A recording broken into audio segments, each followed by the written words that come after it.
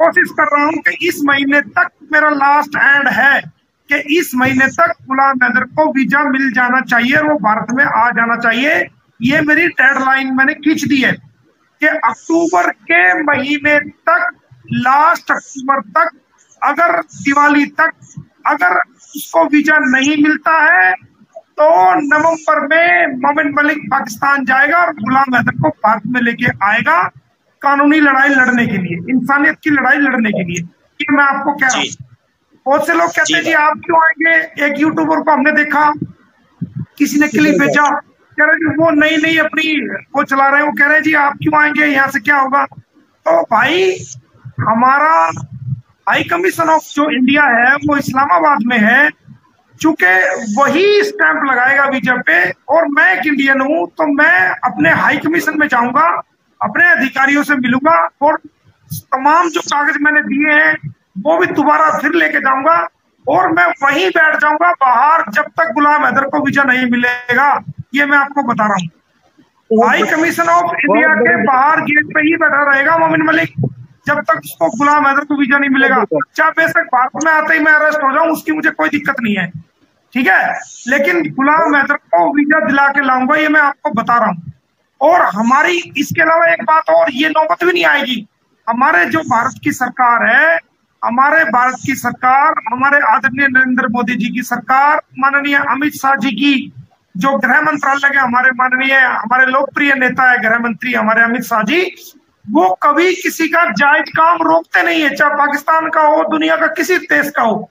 हमारे भारत की सरकार किसी का जायज काम रोकती नहीं है। हाँ, थोड़ी बहुत देरी लग रही है क्योंकि ऑफिसर्स बिजी थे जेएंड के इलेक्शंस में और वो बिजी रहते हैं, मामला सेंसिटिव है, काफी दुनिया में फैला हुआ है ये। तो गुलाम हैदर को 101% वीजा देगी भारत की सरकार, ये मैं आपको कहता हूँ।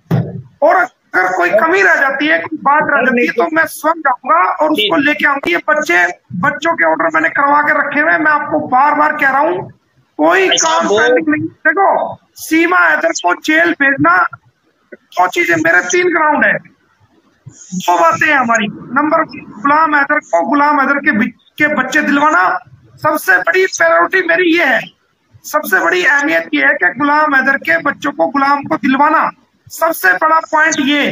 नंबर 2, सीमा हैदर ने गलत किया, उसको जेल कराना। तो उसको जेल कराने से पहले मैं गुलाम हैदर के बच्चों को दिलाना ज्यादा बेहतर समझता हूं। और हो सकता है कि गुलाम के आने से पहले पहले ये जेल भी चली जाए। मैं आपको सारी बात कह रहा हूँ। बहुत से लोग कह रहे हैं कि जेल नहीं गई, जेल नहीं गई। ये बटन नहीं है कि बटन दबाया हो गया, इसमें प्रोसेस चलती है, ये कानूनी प्रक्रिया है। जज साहब जो हैं वो दोनों पक्षों को सुनते हैं और फिर फैसला देते हैं। ऐसा नहीं हमने कोई भी केस लगाया, कोई भी हमारी तरफ सुनेंगे और वो एक तरफ फैसला, नो, बाकायदा पुलिस से जवाब भी तलब किया जाएगा, जवाब तलब किया जाता है और रिप्लाई भी लिए जाते हैं, उसके बाद बहस होती है, फिर फैसला होता है। तो ये तो जेल जाएगी जाएगी 101%। मेरे से एफिडेविट कोई ले लो, इसको मैं जेल करा के छोड़ूंगा और गुलाम हैदर के बच्चों को, गुलाम को दिलवाऊंगा। अब जो वेट कर रहे हैं, हम सिर्फ गुलाम हैदर के भारत में आने की वेट कर रहे हैं। मैंने अपनी सारी कानूनी प्रक्रिया पूरी कर दी। अब बहुत से लोग कहते हैं जी 6 केस डिस्पोज हो गया, ये केस डिस्पोज हो गया। ऐसा नहीं है। वकील के दिमाग को सिर्फ वही वकील समझता है जो उस केस को लड़ रहा है। कई केस हमें ऐसे भी डालने पड़ते हैं जो हमें, क्योंकि गुलाम हैदर के पास भारत में कोई सबूत नहीं है। गुलाम हैदर के जो सबूत है वो सिर्फ और सिर्फ जो है वो पाकिस्तान के सबूत है। गुलाम हमारे पास जो है वो नेपाल के सबूत भी हैं, दुबई के सबूत भी हैं, जिनको हमने केस में डाल करके उनको हमने सीमा के खिलाफ केस डाल रखे। वो सबूत जब गुलाम हैदर आ जाएगा तो वो केस की कॉपी लेकर के जो मेन केस है उस केस में लगाई जाएगी कि ये नेपाल का सबूत है, ये हमने केस डाला था, ये फला सबूत है, ये फला सबूत है। तो वो जो इतने केस हमने डाले हैं वो, उसमें बहुत सारे केसेस तो ऐसे हैं जो गुलाम के लिए हमने सबूत, उसके केस को मजबूत करने के लिए सबूत के रूप में डाले हैं ताकि वो सबूत रहे हमारे पास। तो जिस मामलों में रिपोर्ट आई है, जिसने पुलिस से मांगी गई थी, वो मामले जो है डिस्पोज ऑफ हुए हैं। जैसे हमने फरीदाबाद में लगाया था एक केस, अभी भी चल रहा है पोस्को का। तो पोस्को का केस लगाने से पहले पुलिस का वक्तव्य, पुलिस का स्टेटमेंट लेना जरूरी था।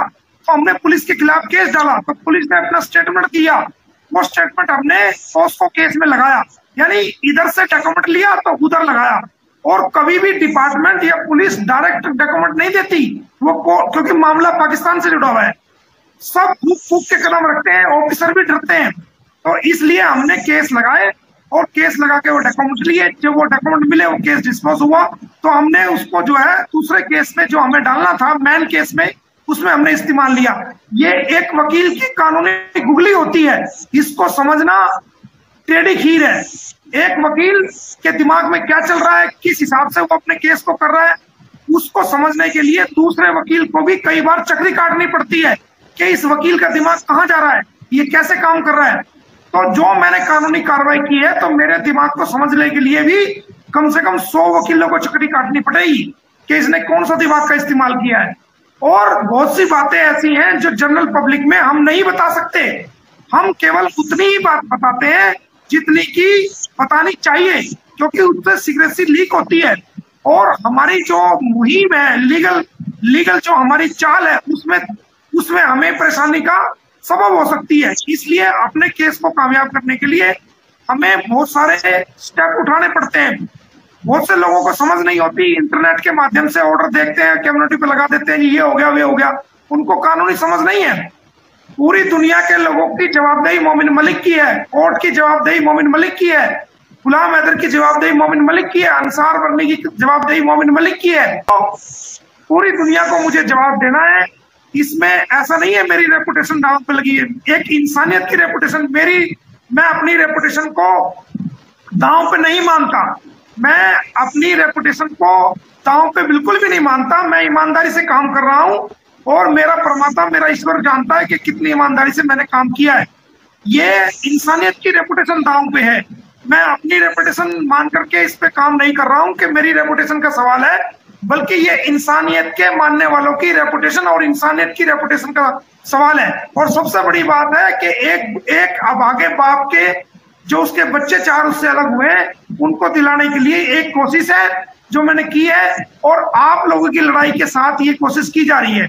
इसमें आप लोगों का बहुत बड़ा योगदान है। देखो क्या होता है, मैं आपको पूरा प्रोसेस बात जो है ना गुलाम हैदर केस के लिए, मैं आपको अभी जो प्रोसेस समझाता हूँ, जो कि क्योंकि मैं कई बार गया भी हूँ और बहुत सारे लोगों को मैं वहां से लेके आया भी हूँ और बुलाया भी है मैंने बात से, तो मुझे तजुर्बा है काफी अच्छा। और आज का नहीं, ये काफी पुराना तजुर्बा है, लगभग 17-18 सालों का तजुर्बा है जब से मैं आना जाना रहा है। मैं आपको बात बताता हूँ कि जैसे भारत और पाकिस्तान के बीच में रिलेशंस हैं, उन रिलेशंस का जो असर है वो दोनों देशों के वीजा मांगने वाले लोगों पर पड़ता है। अगर भारत और पाकिस्तान के अच्छे रिलेशन हैं, तो जो लोग भारत से पाकिस्तान में जाना चाहते हैं